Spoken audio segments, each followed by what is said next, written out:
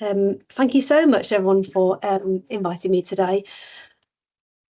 What I'm going to address in this talk, I think I'm answering what I think is a straightforward or a simple question, and it's what happens if we take psychic nights in a pub seriously as sites of new religiosity. I'm going to argue in the paper that these events, which proliferate across England, are not just entertainment, but they are, or they can be seen as informal, everyday spaces where people engage with death, ideas of death, meaning and belief. And if we take them seriously, they can help us to challenge how we understand religion in post-Christian Britain.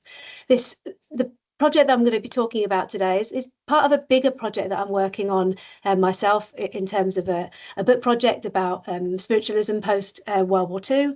But this specific work on pubs and pub psychics is based on our International Research Network for the Study of Science and Belief in Society project. It ran from 2022 to 2023 with Adam Powell at Durham, Josh Bullock at Kingston and Bethan Oak at Leeds. And what we did in this project was look specifically at psychic and mediumship nights in pubs and working men's clubs and the experiences of those who attend them. So as I said, psychic and mediumship nights, they're called sort of really different things. Clairvoyant nights, psychic nights are increasingly common, especially in urban and working class coded areas. They're typically about between £3 and 25 quid. A more expensive ticket on the 25 quid will come with some food. You pay cash on the door and they're advertised locally on social media. Here's some posts that I've taken from social media. But despite this visibility, once you start to notice them, you notice them absolutely everywhere. And despite this, they've been rarely studied as meaningful spaces. Just really briefly, historically, this isn't just a completely new fad. Historically, public mediumship goes back well beyond this, but specifically to the Victorian, what's known as the golden age of spiritualism. Rooted in the movement, the transnational movement, modern spiritualism, sort of post 1848, moving from the US to the UK. And within modern spiritualism, the audience's belief and participation were always central, always the focal point of spiritualist practice. In Britain today, so that's the most potted history I could possibly give to you, and certainly if you want to ask more questions on history, I will happily oblige. Today in Britain, belief in communication with the dead remains relatively high, perhaps surprisingly, and indeed interest in occult practices has skyrocketed online. And certainly it's all over my TikTok and Insta. You can get your tarot cards read by ChatGPT. It's really everywhere. And Google searches for psychic night near me have increased by about 300% in the last couple of years. Institutional spiritualism, i.e. that connected to the spiritualist church, such as the Spiritualist National Union, hasn't really grown. It's not declined either necessarily. I mean, it has since the Victorian era, but it's not declined post-Second World War particularly. But it has never gone away entirely, as some historians and sociologists have assumed. The assumption that we get modern, as scientism is dominant, that we've stopped believing or stopped being interested in things like clairvoyance, spiritualism, psychics. So belief and practice persists and grows in some unusual locations, but often it's outside institutions and in new settings and spaces. So in our overall project that we call Weekday Worldviews, we had a series of research questions that guided what we were looking at when we were looking at pub psychic nights. And this is the first sociological study of this phenomena.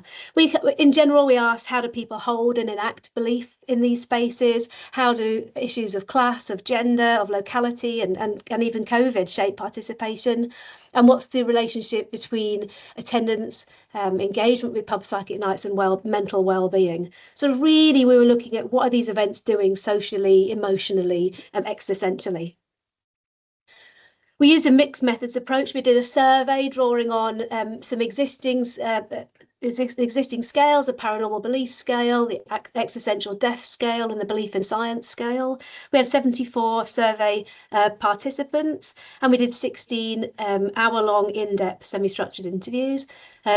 We advertised widely on social media, and on places like Reddit and Mumsnet as well. And we also did a number of observations in pubs and working men's clubs across Yorkshire, Bristol and London. So for us, all our participants, we actively sought participants who were over 18, who were not spiritualists. So we were looking for people who didn't have a committed spiritualist practice, but they had attended a pub psychic night within the last 18 months. So what we're trying to do is capture active and lived engagement.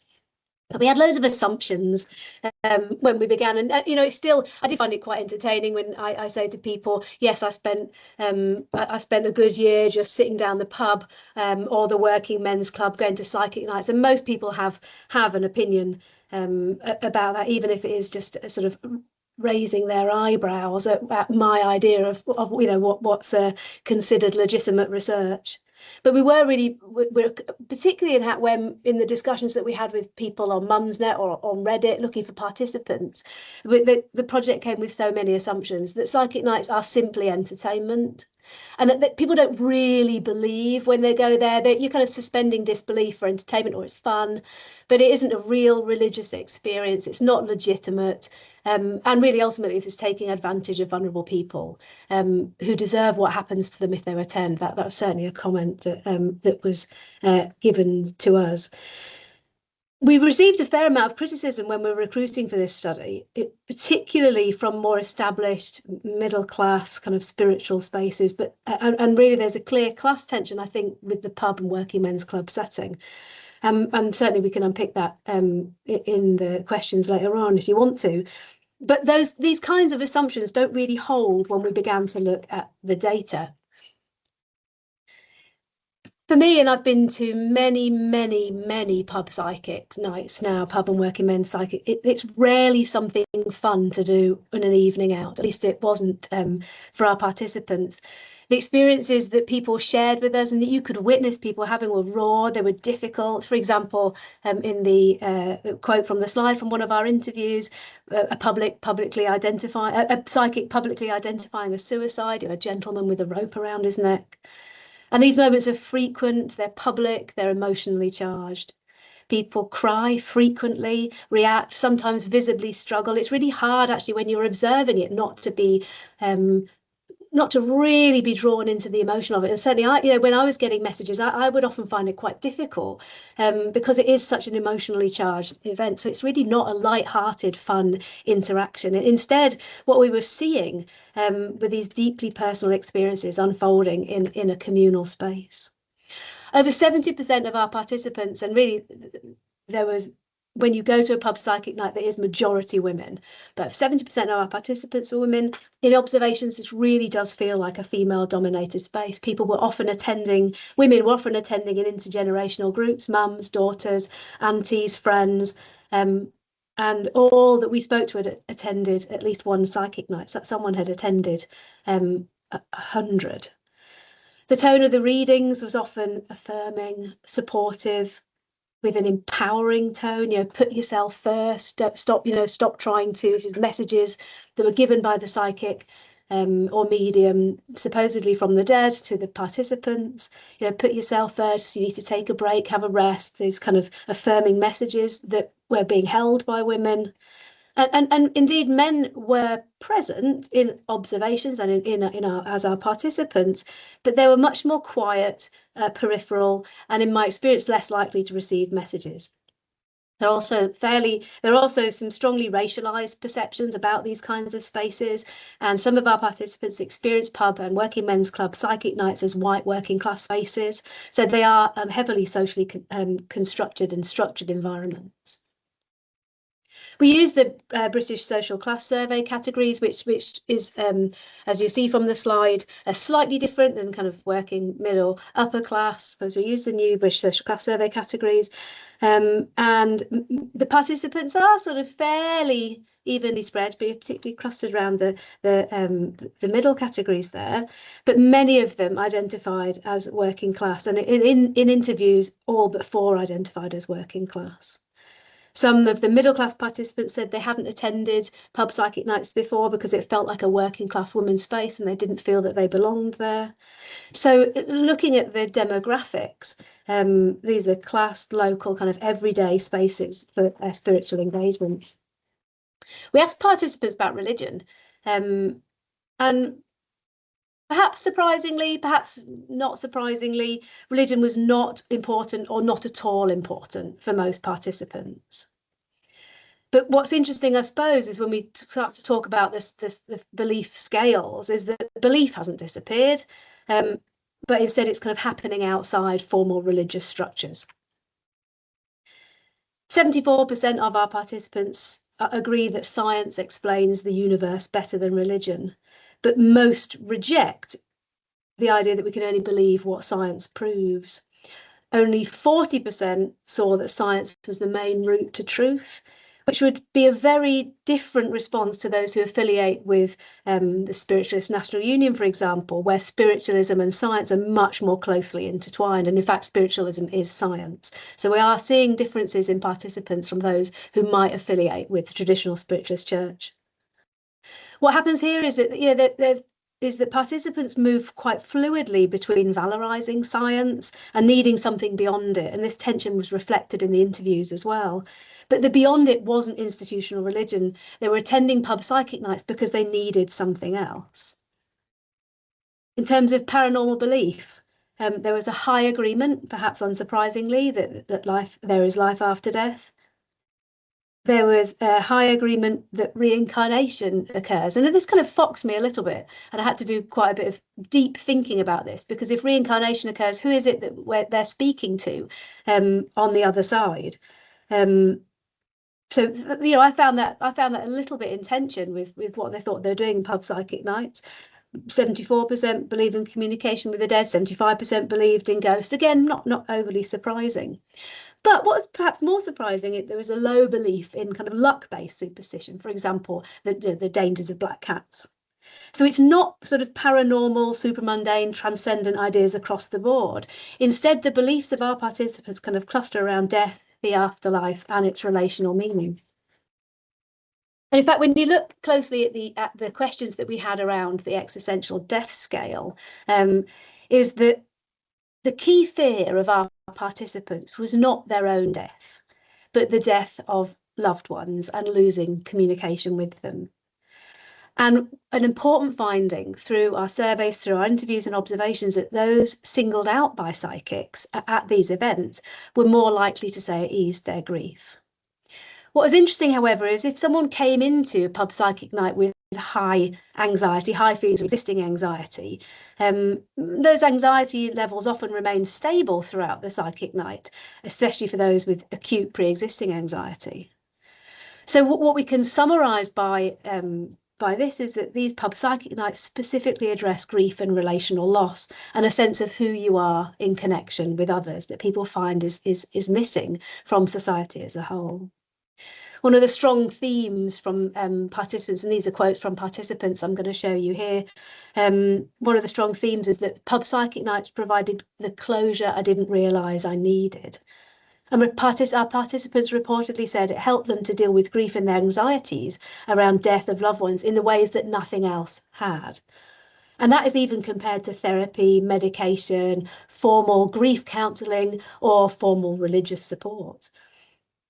Crucially, what I also found what we found interesting and perhaps surprising is like authenticity. For example, whether or not they believed in the medium is secondary to the effect of the pub psychic night. So this quote I have on the slide is key. Is that here we have a participant who explicitly doesn't really believe. I don't believe anything she said, sorry, but she sees the value. So the psychic provides something you cannot get anywhere else, a feeling that your loved one is okay. And when your heart's broken and someone comes along and says, hello, I'm okay, it's like a service. They're looking for hope, for comfort, something that I don't think they could find anywhere else in the community. And she was going to pub psychic nights in a very working class part of the Southwest. And she kind of felt that social lack and what the psychic was fulfilling. So in many ways, the kind of function of pub psychic nights is emotional and relational. It's not just about cognitive belief, although that's not to say belief isn't important, because it is. It shouldn't be entirely disregarded, but it's about the way that you might relate to other people. And this space, the space of the pub, which is an open and familiar space to many people and a community space for many people, or certainly the participants that we spoke to, it allows you a different way to connect with other people. In many ways, how more traditional religious spaces may have functioned in the past. Not everybody came to pub psychic nights because of grief or death anxiety.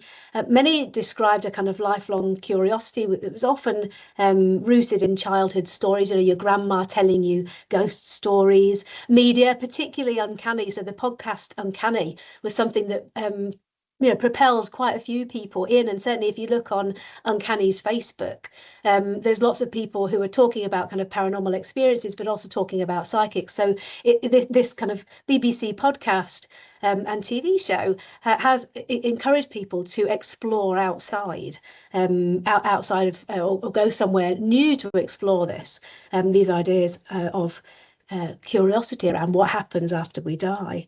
And really amongst our participants, there was a strong theme of seeking answers and seeking proof. So trying to think, is there life after death? How can I prove it? Where are we going? It's kind of an ongoing, unresolved search for some people. And for some, one experience is convinced them. You interview people who said, I went once, I got a message from my dad, I don't need to go again, I've had all the questions answered. And for some, they wanted to keep going back, getting more and more. But crucially, it's not institutional religion where they're going for these answers. It is outside. We found what we could only describe as a pendulum of belief. Kind of people were swinging in between. Belief, we thought, and we still think, is an important measure. So even though practice seems to have overridden belief in religious studies in lots of ways, actually belief was still a really important measure. Participants were saying to us, I believe, but I'm trying to prove it. I think what I'm searching for is proof. I do believe. I'm not 100% sure I believe. I'm trying to prove to myself it's true. So it's a kind of pendulum, a swinging in between. I think so. I'm not sure. I think so. And participants said, I'm skeptical, but I think there's something in it. And often these kind of contradictory ideas are held. Yeah, for example, the reincarnation and communication with the dead. If people are reincarnated, who is it the spirits the mediums are communicated with? So we kind of called this a pendulum of belief or tandem realities, the idea that two things, even contradictory things, can be true for somebody at once. But what is important from this is that beliefs don't need to be coherent to be lived and to be meaningful amongst people who are attending pubs, working men's clubs, cafes. These pub nights are appearing in loads of different venues across the country. Belief is important, but it doesn't necessarily need to be coherent. And that's probably not a huge surprise.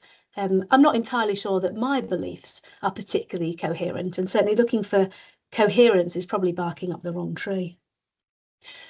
What was important and really solidly through our observations of pub psychic nights, as well as interviews, is that our participants strongly rejected this idea that pub psychic nights were entertainment. They described sadness, grief, emotional intensity. As one of our participants said, entertainment is going to see a film or a band. It's not hearing about painful life stories and watching people cry. Yet there is a social element. It is a kind of intergenerational. You would go with friends. And the pub itself is a community hub. It's familiar to many people. It's used by many people who are going to pub psychic nights on other occasions as well. So this kind of balance here is about connecting with something beyond ourselves, as one of our participants said, even if it's just for a moment, because these are seen as and perceived as communal, effective, and meaningful events. So this kind of leads me to the argument that this kind of rather spooky picture that I've put on the slide here was of a working men's club in the southwest, where we went to do one of our observations. And I argue through what we've seen in the survey, through what we've seen in our interviews and our numerous observations, is that these sites are potentially sites of new religiosity. Or as a scholar, we could look to pub psychic nights or working men's club psychic nights as having these kind of shared characteristics. Because what they're doing is they're addressing existential questions, they're creating shared emotional experiences, and they are enabling or being seen to enable connection with something transcendent, with the afterlife. But indeed, they operate outside institution, they operate outside regulation, and they operate outside any doctrines or formal religious identities. So they're kind of sitting in between these things. And I think this is something that we can also mull over in questions. This idea of new religiosity, what does that mean? Because one of my issues is with the word new. I would argue that psychic, spiritualist, mediumship practices are not new. They're resilient, they're Victorian, pre-Victorian era, but here they're packaged in a new way, in a new space. So the spiritualist church is not declining. The spiritualist church in England is having a resurgence in some places and certainly staying stable. But these sites in pubs, in clubs, in cafes, in bars, in working men's clubs are hugely on the increase. So there is something new about it, perhaps not fully. So whilst I want us to think about how they could function in new ways, it's important not to lose sight of the history as well. And the idea of religiosity in this context, it's complex. Our participants wouldn't necessarily have seen this as religion. They may see it as spirituality, but even still, perhaps not. So those words are quite tricky, but it is something overarching. So they are rejecting institutional religion. They said, I'm not religious, I'm not interested in religion, but it's something else. It's kind of adjacent, perhaps not part of, not spirituality. It's something extra about death and the afterlife, something existential. And of course, we don't have to just define it's not religion. We don't have to just define it with what our participants say. As scholars, we use our judgment to kind of pick out themes and shared characteristics. But I wonder if there's something in between religiosity and the secular, or whatever the opposite of religiosity is. Because this isn't secular, this has existential, emotional, transcendent, supernatural aspects, and also collective, it's not entirely individual. So I think it'd be really useful if we can kind of unpick this idea of what we mean by new religiosity, and that would help us to kind of see where things arise in new and perhaps often overlooked locations. So just to conclude, in our experience and in our project, Psychic Nights show that belief, meaning, and existential concerns persist strongly in contemporary Britain. But they're expressed through, or they're increasingly expressed through, informal, socially embedded, and everyday practices. More than anything, I think that looking at Psychic Nights as sites of new religiosity challenge our assumptions about what religion is, about what it looks like, and about where it happens, where it's allowed to happen, where are our legitimate sites for new manifestations of religiosity and transcendent feeling. And I think they're really looking at sites like this is really important to better understand religion in Britain today. I think we need to take places like the pub seriously and to not dismiss it outright as something that has kind of existential value due to our own assumptions of what constitutes religiosity and the proper spaces for it in contemporary Britain.